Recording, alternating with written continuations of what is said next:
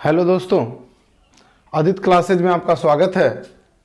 आइए आज हम लोग फिजिक्स का कक्षा 12वीं का first chapter coulombs law and electric field पढ़ने वाले हैं। कूलाम्स लॉ या इलेक्ट्रिक फील्ड जिसके कारण जनरेट हुई थी, आज हम लोग उसके बारे में जानेंगे, अर्थात हम लोग चार्ज के बारे में जानेंगे। आइए हम लोग पढ़ते हैं हिस्ट्री ऑफ चार्ज। चार्ज का इतिहास पढ़ते हैं। बताया जाता है कि 2500 वर्ष पहले 2500 वर्ष पहले एक यूनान के दार्शनिक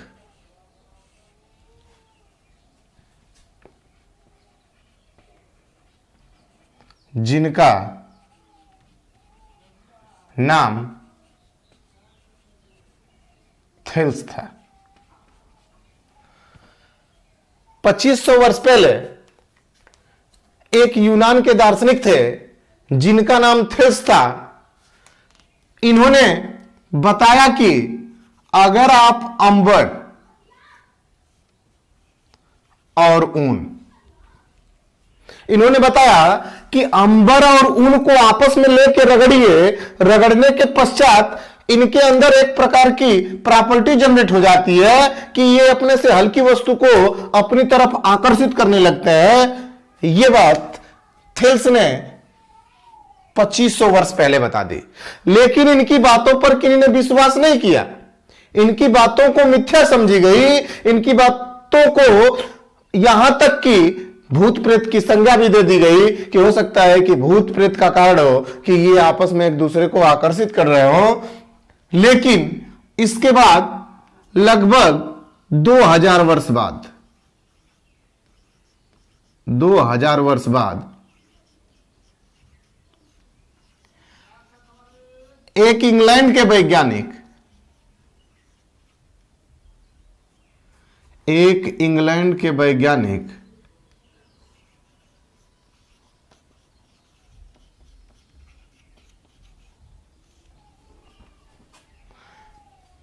डॉक्टर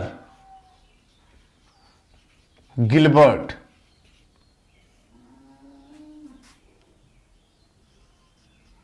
जो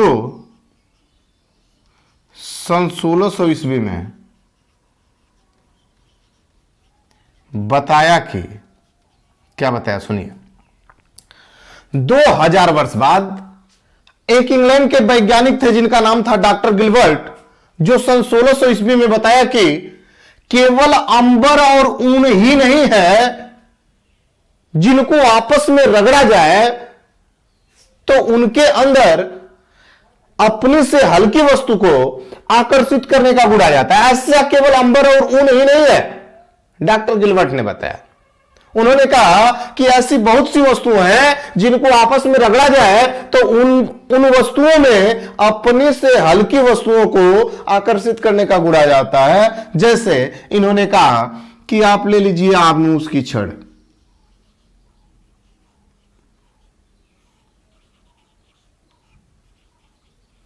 आबनूस की छड़। इन्होंने कहा बिल्ली की खाल ले लीजिए, बिल्ली की खाल।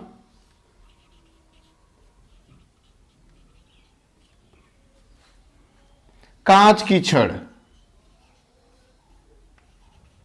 कांच की छड़। रेशम,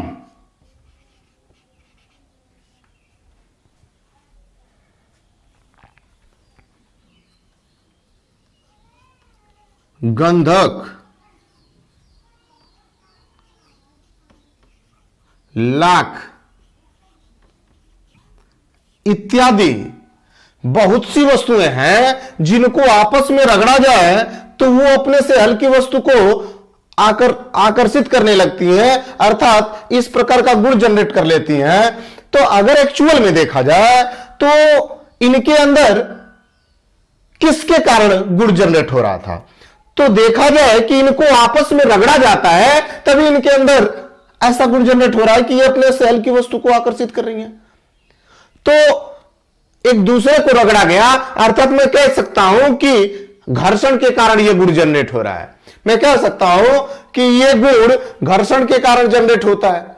अच्छा, यह गुण घर्षण के कारण जनरेट होता है, तो इससे हम कह सकते हैं कि इस गुण को प्राप्त कर लेने वाली वस्तु वैद्युतमय कहलाती है। जैसे ही उसको आप घर्षण कराए और वो वस्तु अपने से किसी हल्की वस्तु को आकर्षित करने का गुण धारण कर ली, तो हम कह सकते हैं कि वो वस्तु वैद्युतमय हो गई, वैद्युतमय हो गई, इलेक्ट्रीफाइड हो गई,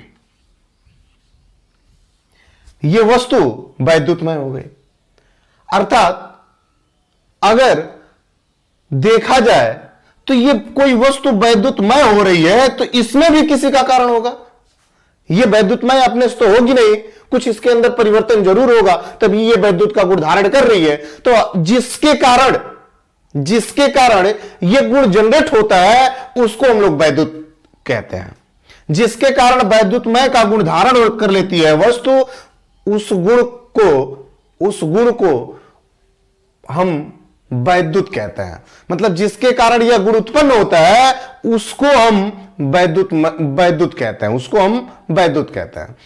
अगर देखा जाए तो किसी पदार्थ का वैद्युतमय हो जाना, अर्थात किसी पदार्थ में वैद्युत का गुण आ जाना, इसका सीधा सीधा अर्थ है कि पदार्थ ने आवेश को ग्रहण कर लिया है।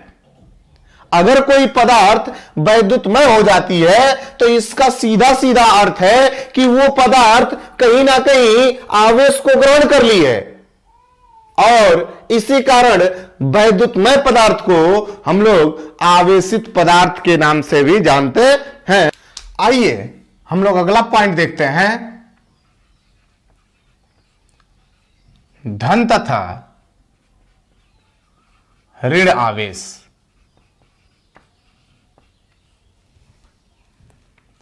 Positive and negative charge. Positive and negative charge देखते हैं। सबसे पहले हम एक कांच की छड़ लेते हैं। यह कांच की छड़ है। सबसे पहले हम कांच की छड़ ले लिए। कांच की छड़ लेके उस कांच की छड़ को, मान लीजिए ये रेशम है, इसको हमने रेशम कह लिया। कांच की छड़ को हमने रेशम से रगड़ा, तो कांच की छड़ को रेशम से रगड़ने के पश्चात हमने देखा कि ये जो कांच की छड़ है ये आवेशित हो गई। ठीक इसी प्रकार हमने एक आबनूस की छड़ लिया, हमने एक आबनूस की छड़ लिया,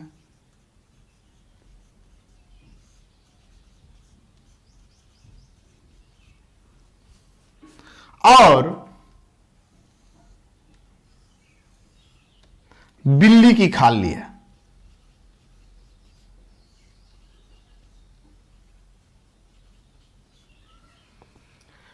आबनूस की छड़ और बिल्ली को खाल को आपस में रगड़ा गया तो देखा गया कि यह आबनूस की छड़ भी आवेशित हो गई। यह बिल्ली की खाल और आबनूस की छड़ को आपस में रगड़ने से देखा गया कि यह जो आबनूस की छड़ है यह भी आवेशित हो गई। तो ये जो दोनों आवेश थे, ये दोनों आवेश भिन्न भिन्न प्रकार के थे। ये दोनों आवेश भिन्न भिन्न प्रकार के थे। इस बात का सत्यापन आइए हम लोग करते हैं।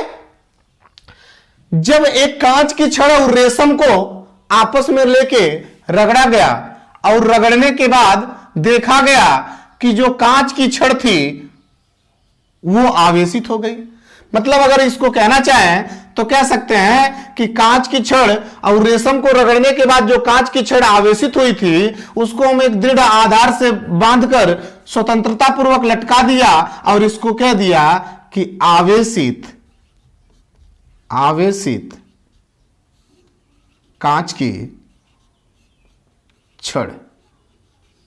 आवेशित कांच की छड़, इसको हमने कह लिया आवेशित कांच की छड़। एक और छड़ लिया कांच की और रेशम से रगड़ने के पश्चात उसको भी इसके पास में, उसको भी इसके पास में स्वतंत्रता पूर्वक लटका दिया, जो आवेशित कांच की छड़ थे, जो आवेशित कांच की छड़ थे। दोनों आवेशित कांच की छड़ है। अब देखिए इनके बीच क्या हुआ। जब ये दोनों आवेशित कांच की छड़ थी तो देखा गया कि इस छड़ पर इधर बल लग रहा है, इस छड़ पर इधर बल लग रहा है, अर्थात ये एक दूसरे को रिफेल कर रही है, एक दूसरे को धक्का मार रही है, अर्थात कह लीजिए ये एक दूसरे को प्रतिकर्षित कर रही है। दो समान आवेशित कांच की छड़ एक दूसरे को प्रतिकर्षित की। दूसरी कंडीशन में देखा गया कि जब आबनूस की छड़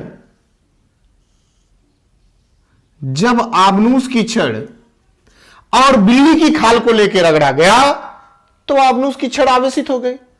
इसको किसी दृढ़ आधार से बांधकर स्वतंत्रता पूर्वक लटका दिया गया। तो इसको हम कह सकते हैं कि आवेशित आबनूस की छड़।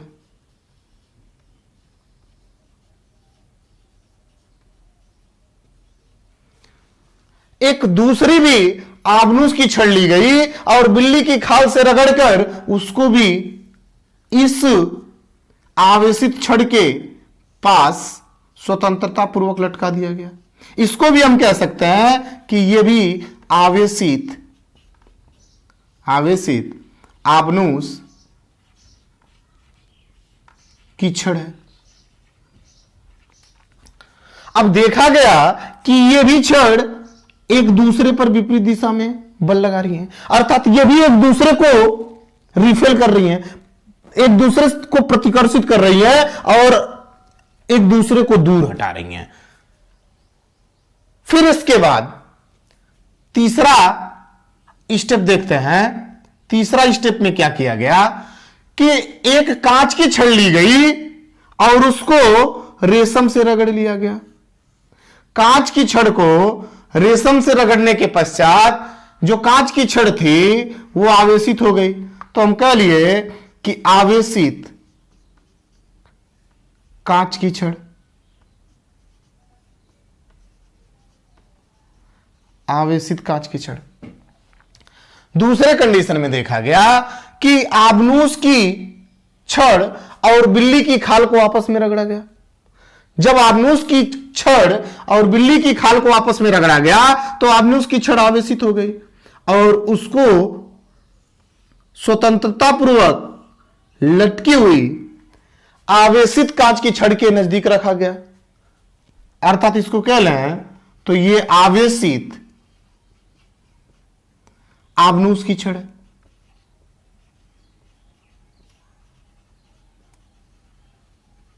यह आवेशित आबनूस की छड़ है। तो देखा गया कि ये एक दूसरे को आकर्षित करने लगी। इनको देखा गया कि ये दोनों एक दूसरे को आकर्षित करने लगी और इसमें आबनूस की जो छड़ थी वो कांच की छड़ की ओर खींची हुई चली आई। इसमें जो आबनूस की छड़ थी, आबनूस की छड़ वो कांच की छड़ की तरफ खींची हुई चली आई। इससे यह पता चला कि आवेश दो प्रकार के हैं। इससे यह पता चला कि आवेश एक प्रकार का नहीं है। इस पूरे सिद्धांत के अनुसार यह पता चल गया कि आवेश दो प्रकार का है।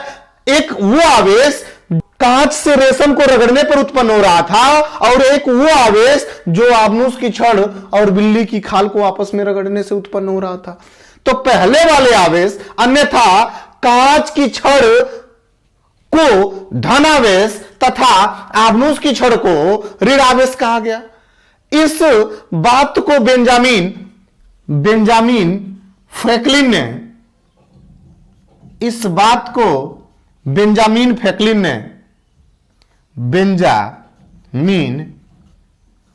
फ्रैंकलिन 1750 ईस्वी में बताया। और उन्होंने यह भी बताया कि समान आवेशित क्षण एक दूसरे को प्रतिकर्षित करेगा तथा विपरीत आवेशित क्षण एक दूसरे को आकर्षित करेगा। तो यह बात बेंजामिन फ्रैंकलिन जो अमेरिका के वैज्ञानिक थे उन्होंने 1750 ईस्वी में बताया। आइए अगली टॉपिक हम लोग देखते हैं, धनात्मक तथा ऋणात्मक आवेश वाहकों की परिकल्पना। यही पॉइंट है। अगर इसको इंग्लिश में कहें तो हम कह सकते हैं कि hypothesis of positive and negative charge carriage. Hypothesis of positive and negative carriage. आइए हम लोग इसको पढ़ते हैं। अगर देखा जाए तो कोई भी पदार्थ कणों से मिलकर बना होता है। यदि कोई पदार्थ कणों से मिलकर बना है और जब उनको आपस में रगड़ने के पश्चात वो आवेशित हो रहा है, इसका मतलब कि आवेशित हो रहा है तो उसके अंदर कोई नेचर आ रहा है। तो अगर हम कह लें कि दो आवेशित पदार्थ हो तो दो आवेशित पदार्थ होगा तो हो सकता है कि वो या तो एक दूसरे को आकर्षित करे या तो एक दूसरे को प्रतिकर्षित करे। तो अगर पदार्थ एक दूसरे को आकर्षित करता है, इसका मतलब दोनों पदार्थ में जो कण है उनकी नेचर अलग अलग है, कोई पॉजिटिव है कोई निगेटिव है। या जब दोनों एक दूसरे को प्रतिकर्षित करते हैं तो इससे यह स्पष्ट है कि दोनों का नेचर समान है, अर्थात एक पॉजिटिव होगा तो दूसरा भी पॉजिटिव है, या पहला निगेटिव होगा तो दूसरा भी निगेटिव है। इससे यह स्पष्ट होता है। तो अगर इसके आधार पर कहना चाहें तो हम कह सकते हैं कि अगर आवेशित कण है,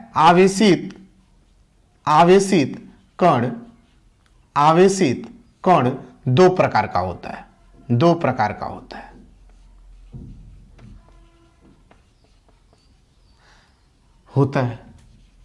एक को आप कह लीजिए धन आवेशित कण, और दूसरे को आप कह लीजिए ऋण आवेशित कण।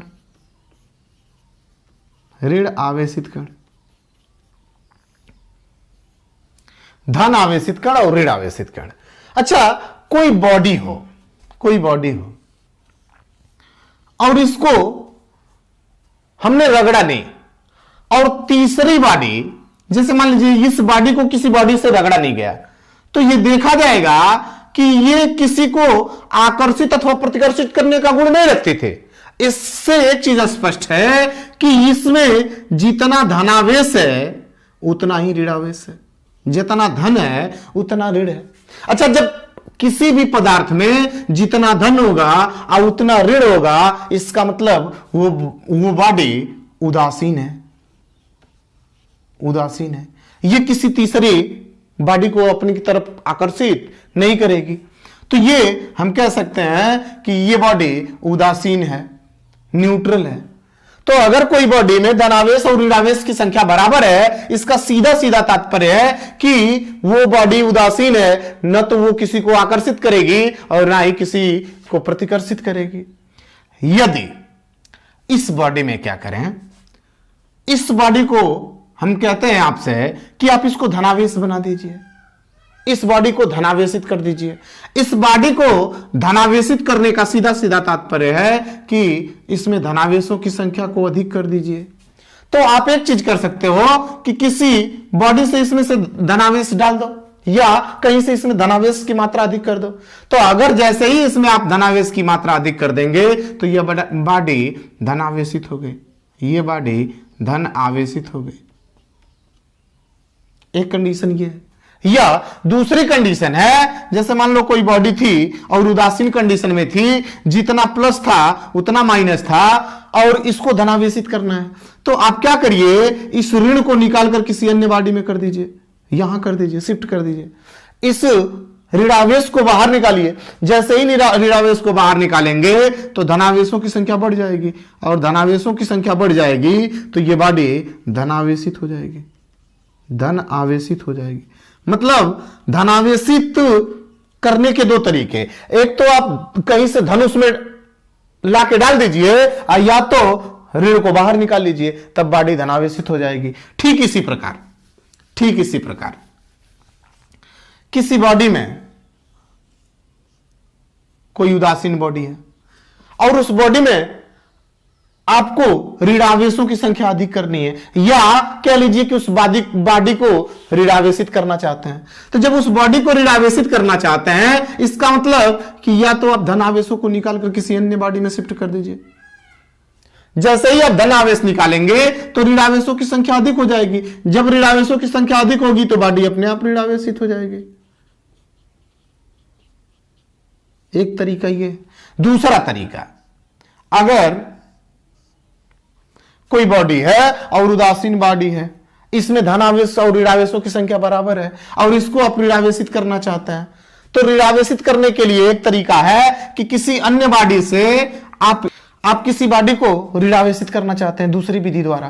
तो ये न्यूट्रल बॉडी है, इसमें धनावेशों की संख्या ऋणावेशों की संख्या के बराबर है, तो हम कह सकते हैं कि आप क्या करिए कि किसी अन्य बॉडी से ऋणावेशों की संख्या ले लीजिए।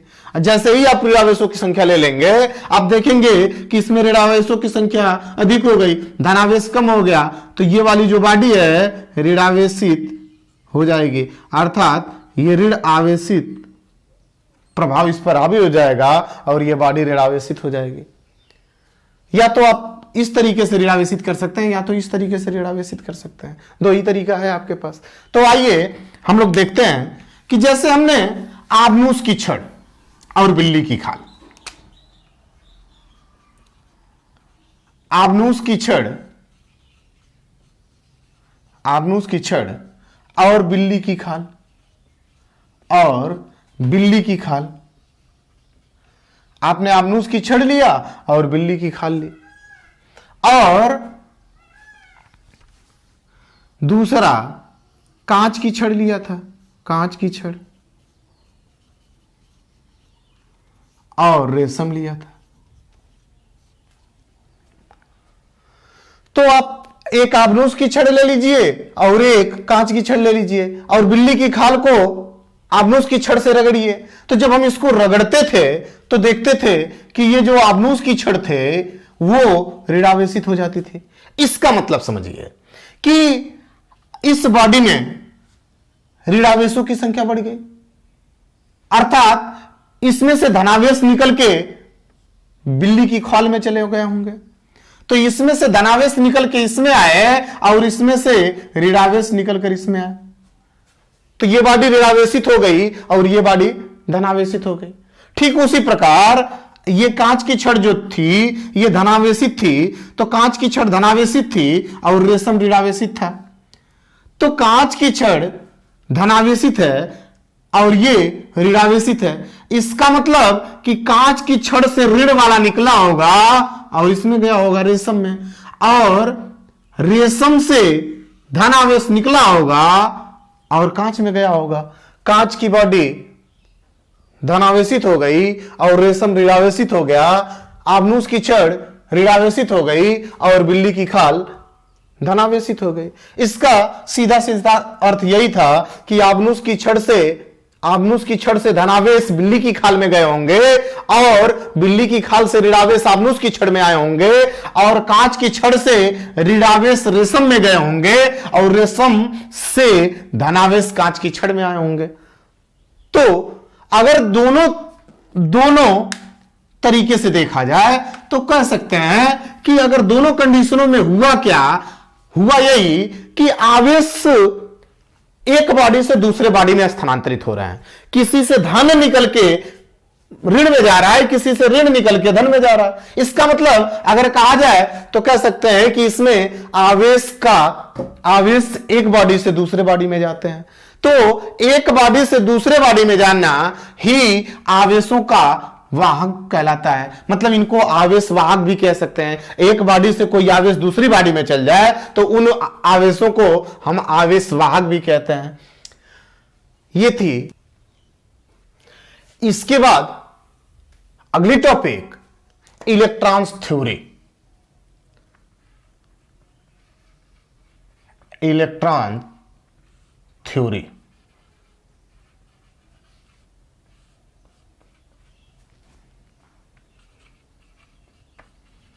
इलेक्ट्रॉन सिद्धांत। Electron theory. अच्छा, इलेक्ट्रॉन थ्योरी क्या है, आइए हम लोग इसको समझते हैं। सबसे पहले तो यह जान लें कि कोई भी पदार्थ कणों से मिलकर बना होता है और कोई भी कण परमाणुओं से मिलकर बना होता है। तो अगर कोई कण परमाणुओं से मिलकर बना है तो जैसे मान लीजिए कोई परमाणु होगा, अगर कोई परमाणु है तो परमाणु के अंदर एक नाभिक भी होगा जिसमें न्यूट्रॉन होंगे और प्रोटॉन होंगे। अच्छा, आपने पढ़ा होगा कि किसी भी नाभिक में न्यूट्रॉन और प्रोटॉन होते हैं। नाभिक में अगर न्यूट्रॉन और प्रोटॉन दोनों हैं तो जो प्रोटॉन होता है उसके पास पॉजिटिव चार्ज होता है और जो न्यूट्रॉन होता है ये न्यूट्रल होता है, इसके पास किसी प्रकार का चार्ज नहीं होता है। तो हम कह सकते हैं कि नाभिक जो होता है वो एक तरीके से कह लिया जाए तो धनावेशित होता है। अगर नाभिक धनावेशित है और इसके चारों तरफ इलेक्ट्रॉन चक्कर लगाता है। अच्छा, इलेक्ट्रॉन इसके चारों तरफ चक्कर लगा रहा है, अगर इलेक्ट्रॉन इसके चारों तरफ चक्कर लगा रहा है तो हम कह सकते हैं कि इलेक्ट्रॉन जो होता है वो ऋणावेशित होता है, क्योंकि अब पढ़े होंगे कि इलेक्ट्रॉन पर एक यूनिट ऋणावेश पाया जाता है और प्रोटॉन पर एक यूनिट धनावेश पाया जाता है। तो ये प्रोटॉन जो था ये धनावेशित था और ये जो इलेक्ट्रॉन था ये ऋणावेशित था। तो अगर कहा जाए तो आप पढ़े होंगे कि जैसे मान लीजिए हम कह दें कि 1H1, तो इसका जो परमाणु क्रमांक होता है, परमाणु क्रमांक जिसको आप परमाणु क्रमांक कहते हैं, एटॉमिक नंबर कहते हैं, परमाणु क्रमांक बराबर होता है इलेक्ट्रॉनों की संख्या,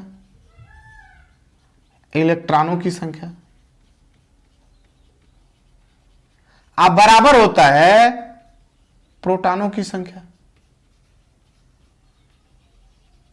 तो अगर देखा जाए कि इसमें जितना इसका परमाणु क्रमांक है उतना ही इलेक्ट्रॉनों की संख्या है, अर्थात उतना ही प्रोटॉनों की संख्या है। तो परमाणु क्रमांक 1 है, इसका मतलब एक इलेक्ट्रॉन है, एक प्रोटॉन है। इससे क्या स्पष्ट होता है कि किसी भी परमाणु में जितने इलेक्ट्रॉनों की संख्या होती है उतनी ही प्रोटॉनों की संख्या होती है। जितने इलेक्ट्रॉन होते हैं उतना ही प्रोटॉन होते हैं। अच्छा, जितना इलेक्ट्रॉन है उतना प्रोटॉन है, इसका एक अर्थ है कि इसका मतलब पूरा परमाणु उदासीन होता होगा, क्योंकि जितना इलेक्ट्रॉन उतना प्रोटॉन, अर्थात जितना धनावेश उतना ही ऋणावेश। तो जितना धनावेश और उतना ही ऋणावेश है, इसका मतलब कह सकते हैं कि जो परमाणु था वो उदासीन था, अच्छा, परमाणु उदासीन है। हम क्या करते हैं कि हम इसको अगर धनावेशित करना चाहें, अगर इसको हम धनावेशित करना चाहें तो आप जानते हैं कि जो इसमें इलेक्ट्रॉन होते हैं वो इसके आउटर सेल में चक्कर लगाते हैं, कक्षक में चक्कर लगाते हैं।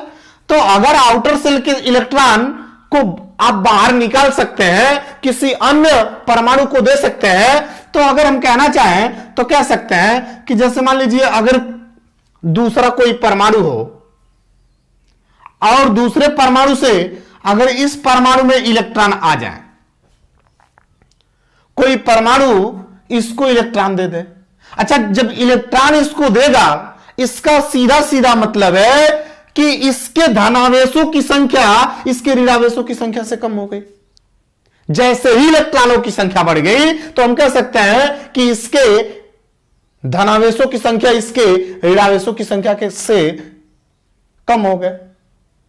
अच्छा, इसका मतलब इसका नेचर हो गया ऋणावेशित का, ऋणावेशित का। तो इस आपसे बार बार पूछेगा कि अगर कोई परमाणु है उस पर इलेक्ट्रॉनों की संख्या अधिक हो जाए तो आप तुरंत कहिएगा कि अगर उसमें इलेक्ट्रॉनों की संख्या अधिक हो गई तो इसका मतलब वो ऋणावेशित हो गया। अगर कोई चालक तार है उसमें इलेक्ट्रॉनों की संख्या अधिक हो गई, इसका मतलब वो ऋणावेशित हो गया। मतलब किसी में इलेक्ट्रॉनों की संख्या का बढ़ने का सीधा सीधा तात्पर्य है कि वो ऋणावेशित हो गया। दूसरी कंडीशन देखा जाए, हो सकता है कि ये परमाणु स्वयं अपने इलेक्ट्रॉनों को बाहर निकाल दे, किसी को आवश्यकता पड़े और ये अपने इलेक्ट्रॉन को दे दे। जब ये अपने इलेक्ट्रॉनों को देगा तो ये इलेक्ट्रॉनों, इसके इलेक्ट्रॉनों में कमी होगी। अच्छा, इसके इलेक्ट्रॉनों में कमी होगी तो इसका जो प्रोटॉन है वो अधिक हो जाएगा। अच्छा, प्रोटॉन धनावेशित चार्ज है तो हम कह सकते हैं कि प्रोटॉनों में की अधिकता होना, इसका सीधा सीधा तात्पर्य है कि यह बॉडी धनावेशित हो गई, धनावेशित हो गई, धनावेशित हो गई। अर्थात किसी चालक तार पर, किसी परमाणु पर अगर इलेक्ट्रॉनों की संख्या कम हो जाती है, इसका सीधा सीधा एक तात्पर्य है कि बॉडी धनावेशित है या परमाणु धनावेशित है। तो आपसे इसी तरीके से पूछा जाएगा, क्वेश्चन में पूछेगा कि यदि यदि यदि किसी चालक तार पर इलेक्ट्रॉनों की संख्या अधिक है तो उसकी प्रकृति बताइए, उसकी प्रकृति बताइए।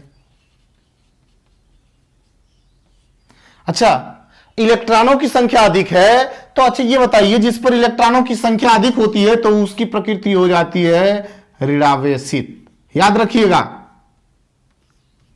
जिस पर इलेक्ट्रॉनों की संख्या अधिक हो गई उसकी प्रकृति हो गई ऋणावेशित। अगर इसी क्वेश्चन को इस तरीके से पूछे कि यदि कोई चालक तार ऋणावेशित है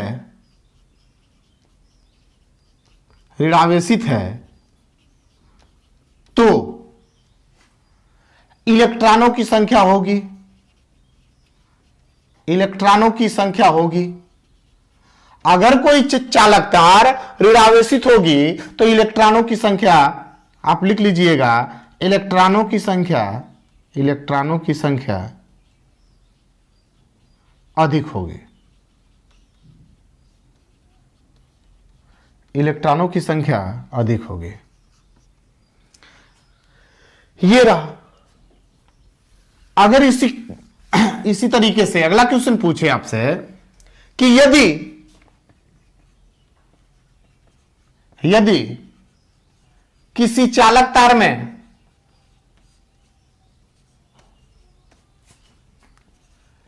इलेक्ट्रॉनों की संख्या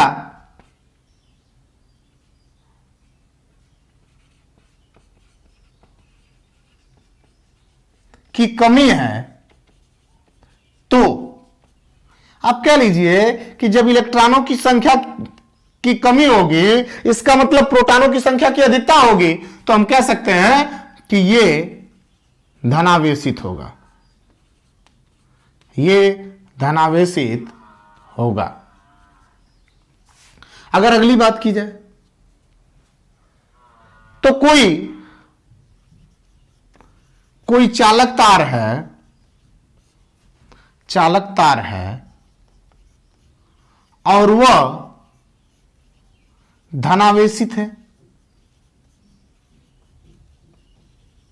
कोई चालक तार है और वह धनावेशित है। अगर कोई चालक तार धनावेशित है तो इसका सीधा सीधा अर्थ है कि इलेक्ट्रॉनों की संख्या की कमी होगी, इलेक्ट्रॉनों की संख्या की कमी होगी। ये रहे इलेक्ट्रॉन्स थ्योरी के कॉन्सेप्ट।